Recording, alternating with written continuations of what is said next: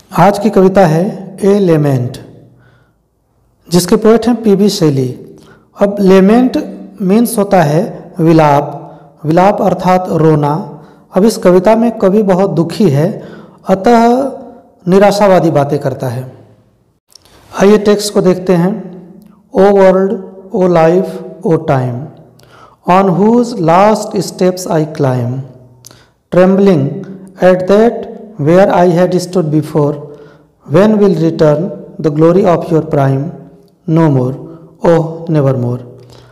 यहाँ पे कवि ओ वर्ल्ड अर्थात हे संसार, ओ लाइफ अर्थात हे जीवन, ओ टाइम इसका मतलब हुआ हे समय। संसार को, जीवन को और समय को संबोधित करते हुए कवि कहते हैं कि on whose last steps I climb, on whose माने जिसके, लास्ट मीन्स अंतिम, स्टेप्स सीढ़ी अथवा पावदान पर, आई क्लाइंब मैं खड़ा हुआ हूँ। मैं जीवन के अंतिम पावदान पर खड़ा हुआ हूँ अर्थात मृत्यु के बिल्कुल नज़दीक हूँ। कवि सिर्फ 29 वर्ष तक इस संसार में रहे और अपनी मृत्यु से 1 वर्ष पहले अर्थात 28 वर्ष की अवस्था में उन्होंने इस कविता को लिखा था, जब उनको यह एहसास हो गया था कि अब मुझे ज़्यादा दिन तक इस संसार में नहीं रहना है। अतः यह कविता पूरी तरह से निराशावादी है और इसका जैसा हम टाइटल देखते हैं एलेमेंट, लेमेंट मीन्स विलाप होता है। इसी बात को लेकर के कवि विलाप कर रहा है, इसी बात को लेकर के कवि दुखी है और इसी बात को लेकर के कवि पेसिमिस्टिक है। आगे देखिए, ट्रेम्बलिंग अर्थात काँप रहा हूँ, एट दैट वहाँ पर, वेयर जहाँ, आई हैड स्टूड बिफोर जहाँ पर मैं खड़ा हो जाता था, अर्थात जहाँ पर मैं खड़ा हो जाता था वहाँ पर मैं काँप रहा हूँ। अब जहाँ पर खड़ा हो जाने का मतलब ये है कि कवि जब ऑक्सफोर्ड यूनिवर्सिटी में पढ़ता था तो वहाँ पर एथीज्म पर भाषण देने के लिए उसे यूनिवर्सिटी से निकाल दिया गया था। दूसरी बहादुरी वाली रचना उसकी जो प्रोमेथियस अनबाउंड है, इस तरह की महान रचना करने वाला कवि आज स्थिति क्या है कि वो ट्रेम्बलिंग अर्थात कांप रहा है। आगे देखिए कहता है, when will return the glory of your prime अर्थात व्हेन कब, विल रिटर्न लौटेगा, द ग्लोरी यश वैभव, ऑफ योर प्राइम, प्राइम अर्थात युवावस्था, क्या उसके युवावस्था का वैभव कभी लौट करके आएगा। तो कवि कहते हैं कि नो मोर, कभी नहीं, ओह नेवर मोर, अब कभी भी नहीं। इसको एक बार फिर से देख लेते हैं।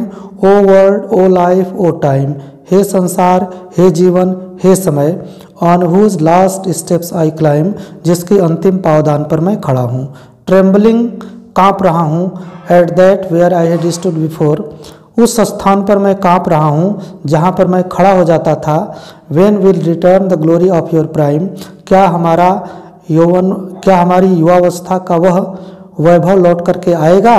तो आगे कहते हैं कि नो मोर, कभी नहीं, ओह नेवर मोर, अब कभी भी नहीं। अगली स्टैंजा देखते हैं।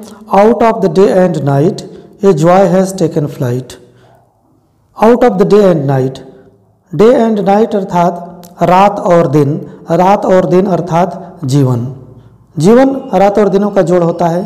तो out of the day and night अर्थात हमारे रात और दिन से अर्थात हमारे जीवन से, a joy has taken flight, Joy माने आनंद, प्रसन्नता, हैज़ टेकन फ्लाइट, फ्लाइट माने उड़ान भर जाना, उसके जीवन से अर्थात कवि के जीवन से प्रसन्नता उड़ान भर गई है, अर्थात कवि के जीवन से प्रसन्नता समाप्त हो गई है।